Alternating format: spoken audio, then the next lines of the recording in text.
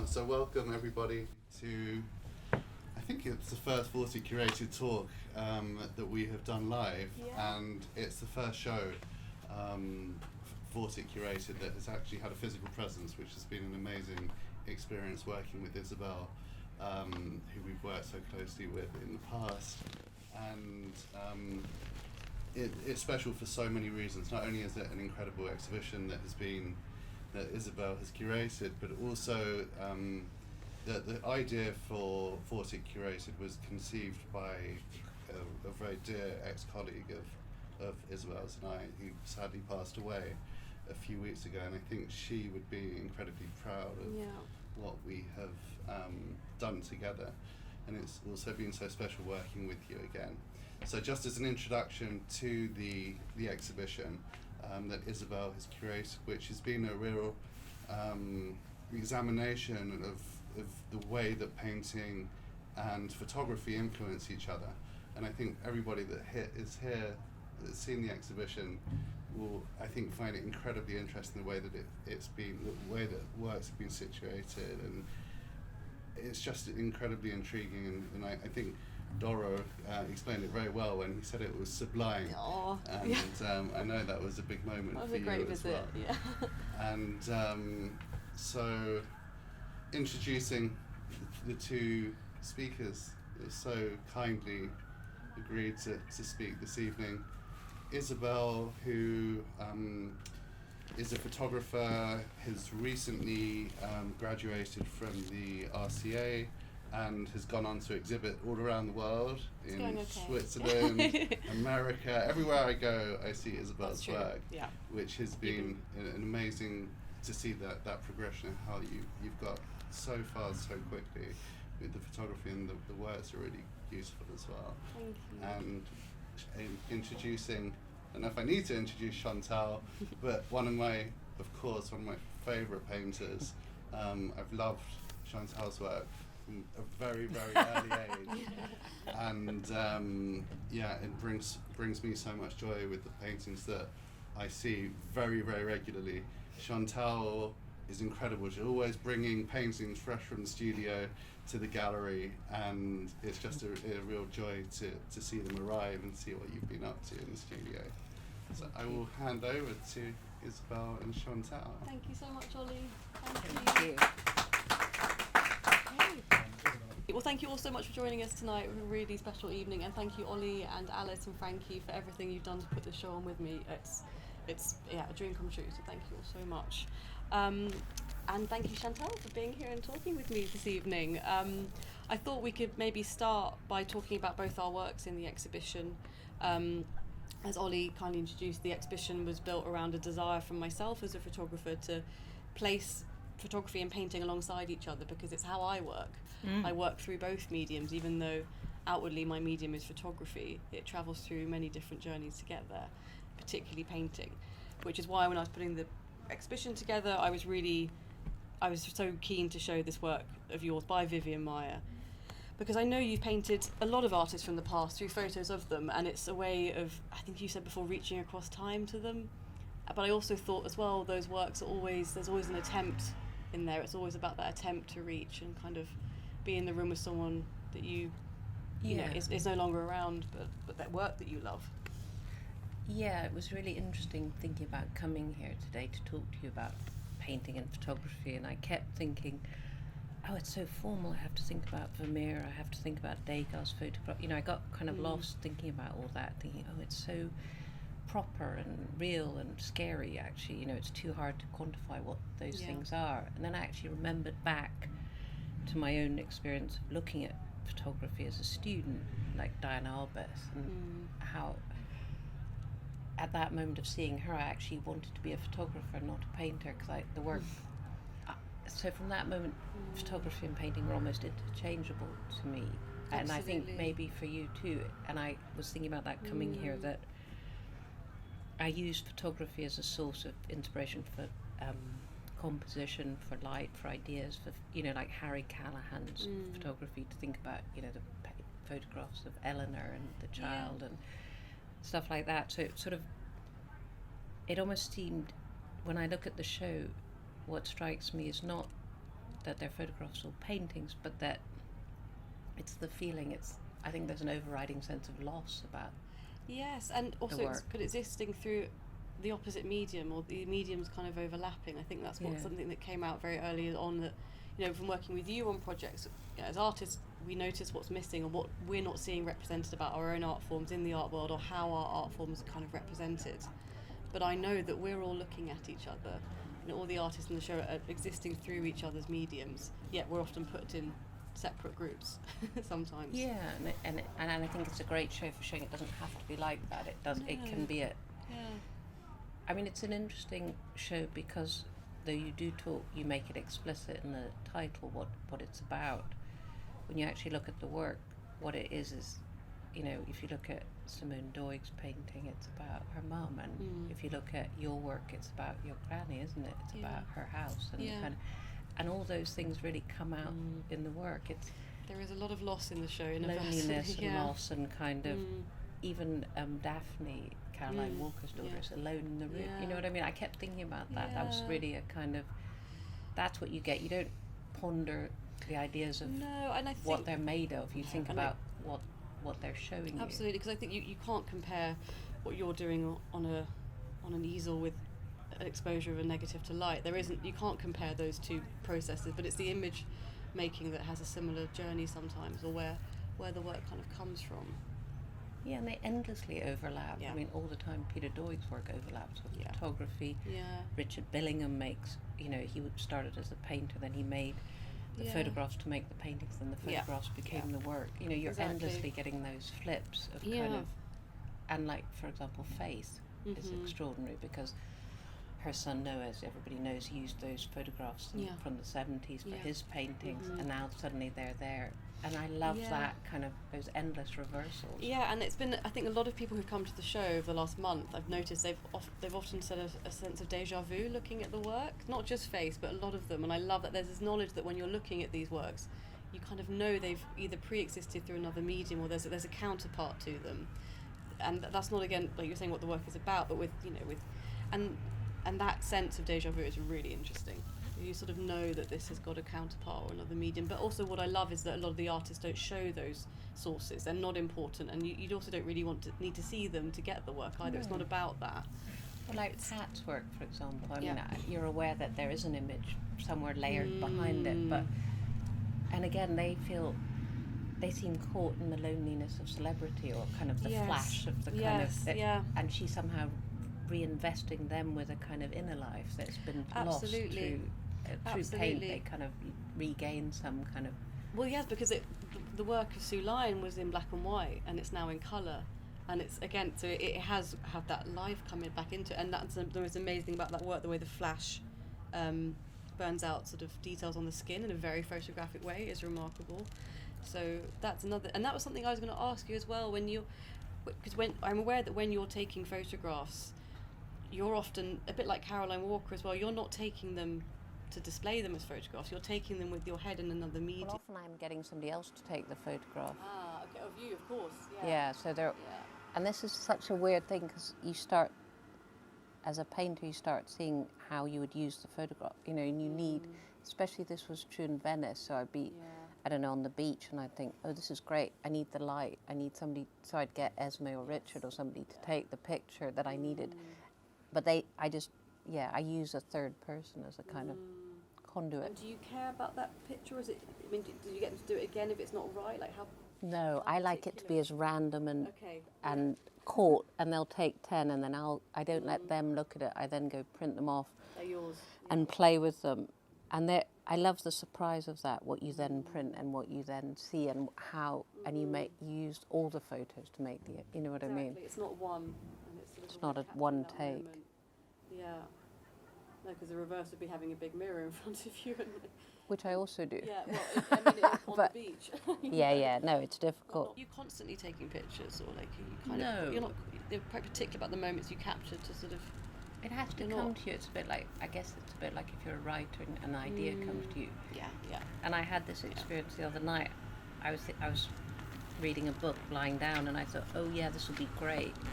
Yeah. I needed an image of that, you know, from above. So I loved that kind of somebody to catch that for me and kind of but it's way weirder always than you imagine. You know, to see Yeah. yourself from behind or above, or Yeah. kind of is always way stranger. It's the limit of sight and the limit of reflections. You need to rely on. We have another medium you can rely on to. But it's get just a this. tool, isn't it? Yeah. And I think I actually wanted to ask you about, because you always talk to me, funnily enough, about painting. You don't come to me. I used to try and get you to engage with the photographers I like. And I you're don't always really, like, I'm not very interested. like, not into it. No, And I I'd know. be like, I know, and you "Oh." bought me biographies, and I Yeah. haven't really got into them. No, I'm you sorry. have no interest in them, and it's so interesting to me that No, isn't your thing, I and you're know. always like, oh, I've seen a show at painting at Yeah. Camden Arts, and I love it, and you talk about that, and you talk about Mark, and you talk about. Yeah. So I wanted to ask you about that. I think because it's not mine, painting isn't mine, so I find it so thrilling and exciting. Whereas I'm not a very competitive, controlling person, but when it comes to my photography, it's all mine, and I'm very private about it. Like, I shoot on my own. I mean, similar to the way you paint in the studio, you can't have anyone else around you or watching you. And I think it's because it isn't photography that I love and enjoy it. But I think when I look at photographers who I love, like Eugene Auger or Luigi Giri, I don't know, it's too much. I mean, I sort of will cry in front of a Giri photograph. It's just, whereas in a painting I can kind of lose myself and absorb it in a different way. But it's a similar thing how writers love to watch TV, and it's because it's the opposite, It's and the I can other. lose myself in that medium, and the same with kind of cinema as well. But no, then I did grow up, and my first ever sort of photographic love was Eugene Auger, who photographed Paris before it was demolished in the 1800s, and I know those images have imprinted themselves on my camera.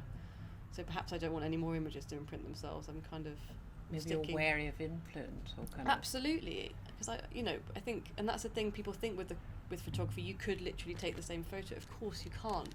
I think there's that inbuilt assumption about it that's quite frustrating.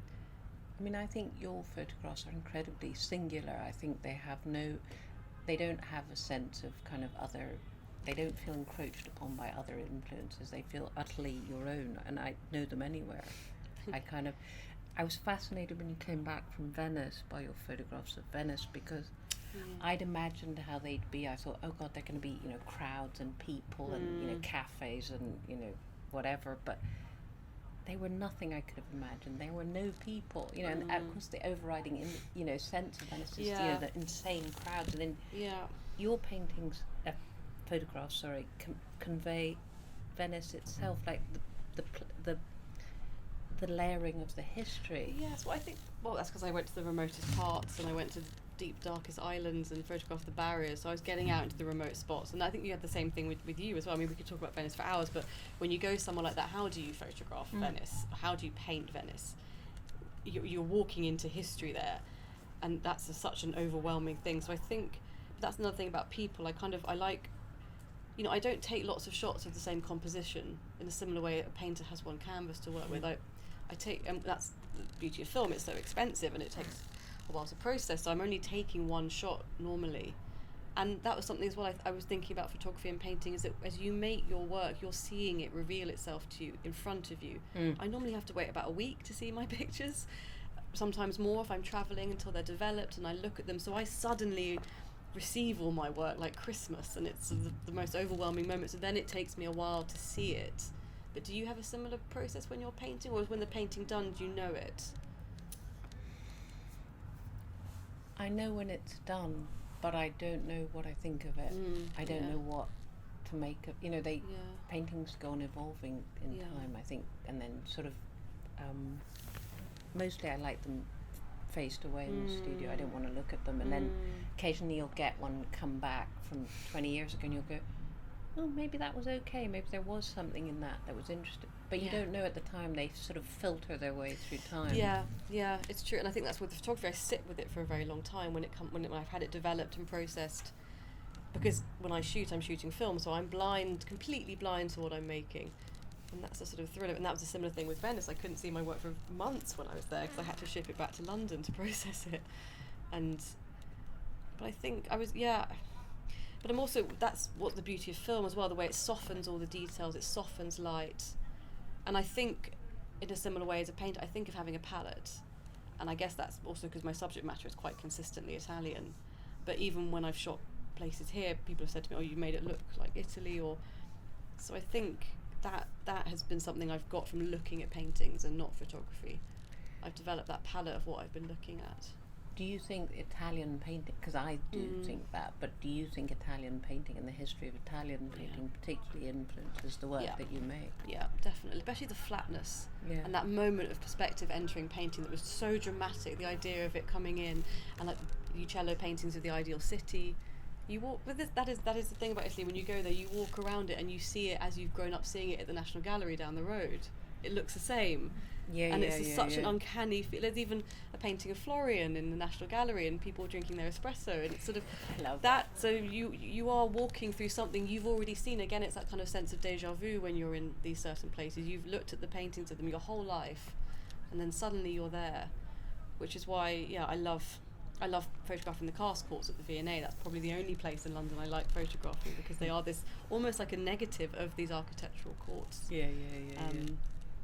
And that was something I was also thinking about, family photos as well, and they're linked to painting as well, because there's a lot of artists, including yourself and Noah Davies and Herman Anderson, who've painted from family photo albums. And I was thinking about how, for our generation, who grew up with analogue photography, perhaps those are the first images we remember seeing as well, are the family ones, of ourselves, and how they've come back into work in later life. Well, they get so embedded, you think they're memories you have. Yeah. You know what I mean? So you think, oh yeah, that was, and then you realise it wasn't. That memory is so unstable as a thing that... Yes, that does blur.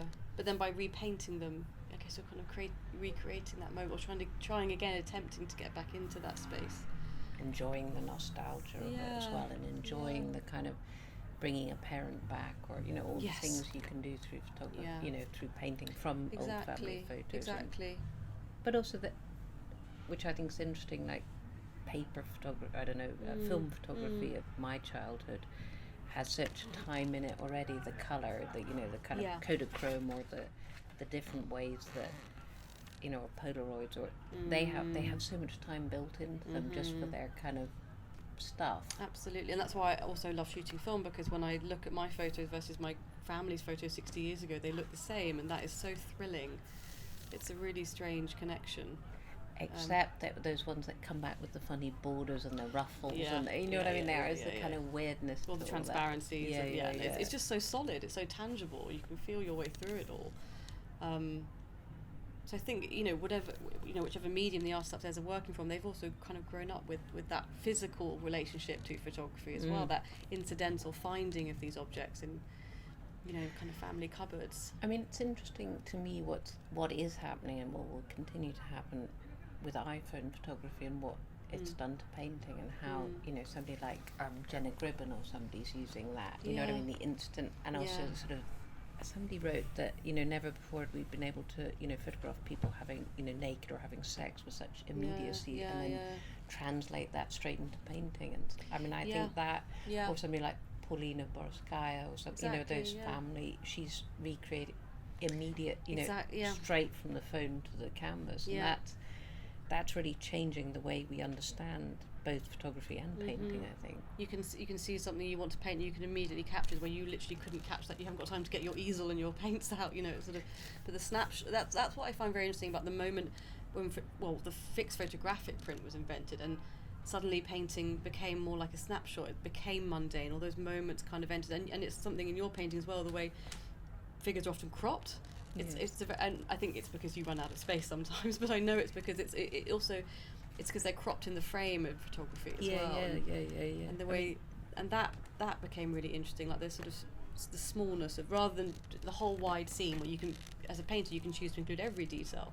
That suddenly you're choosing to only show what the camera can see. I think it's changed our whole. Photography's changed our whole understanding of the world. I mean, it's like those being in Venice at the Longhi, where they're looking at the rhinoceros or something. Painting was the only way to show people something extraordinary that you'd seen that was a phenomenon. Now that doesn't exist. That everything is immediate and instant and kind of. I don't know that, and that's interesting. You're getting people like Henry Taylor. They'll make a painting of somebody being murdered. In a police and you know stuff like that. That It's subject kind of, matter, it's Yeah. literally shifting and blurring it still further, I think, photography and painting, and kind of making them almost kind of Absolutely. And maybe as a photographer, sort of, having a photograph as a source, I think I want to sit with this image for the length it takes to paint a painting of it. I want to really look at it through my own through the medium of painting as well. Well, I think your photographs are so the opposite to an eye, you know what I mean? They're completely other than that. They do have time in them. They do have a kind of slowness of looking and reading. They almost ask the viewer to sit with them and to understand what's happening in a quite a complex way, I think, unlike a kind of, this kind of scrolling and kind of speed, where I don't know, we barely take in that we're so bombarded, it's such a cliche, but we're always looking at those images, and we're looking at Instagram, and we're kind of, Yeah, absolutely. And I think the awareness of that is what fuels my passion to be a film photographer and use that medium, because I don't see it as sort of competition, but it is a sort of rally against that in a way. It's sort of like, it is a different kind of medium, it is a different feeling. But I think it is a way of slowing down looking, because I'm limited about how many rolls of film I can use. I can of course buy more, but it's very expensive, and that changes it as well. Are you composing in your mind all the time? It's so intuitive, it's so quick.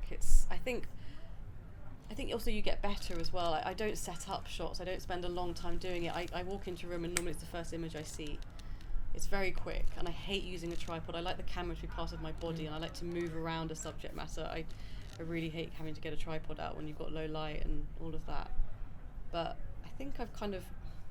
But even then, the loss of resolution is interesting in itself. I used to never crop into my pictures, but now I love cropping into them and finding pictures within them. I think that came out of lockdown, but not being able to shoot any new work and going back through the archive and re-finding pictures.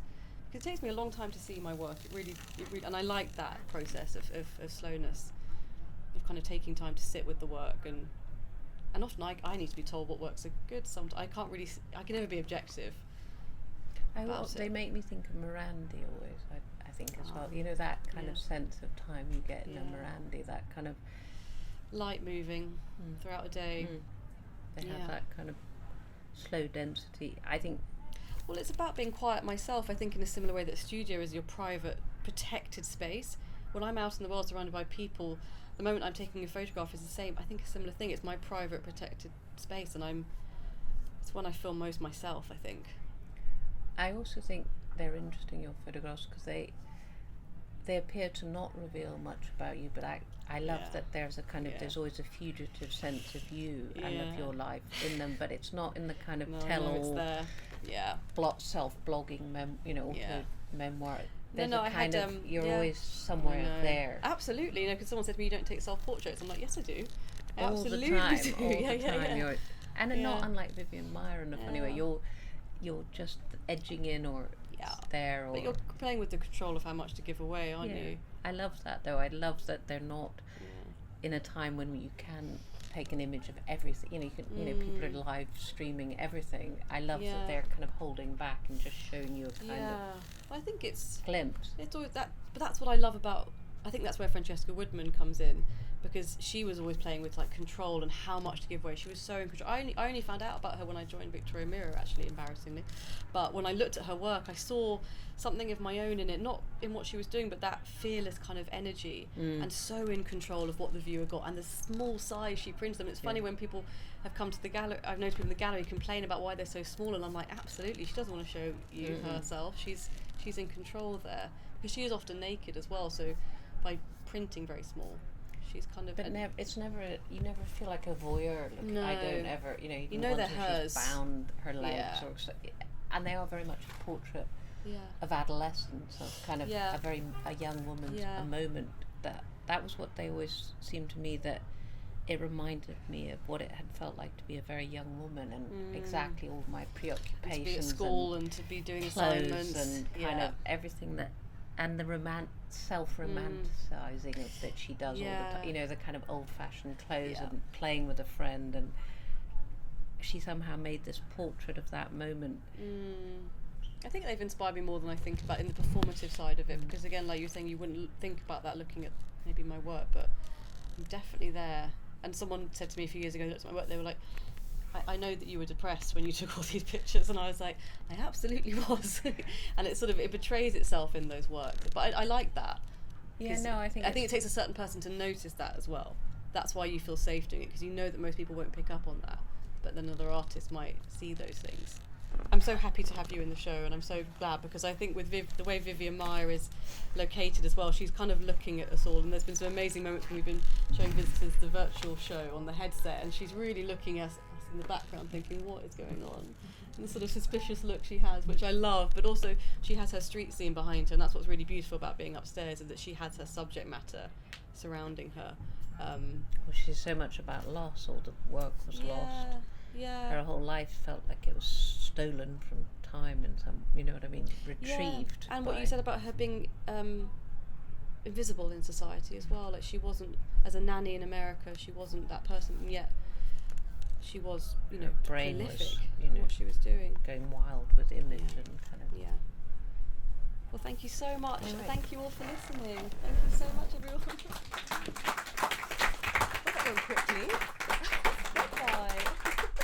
Thank you so much. Thank you, everyone. I can imagine. It came so organically. Yeah, exactly. But I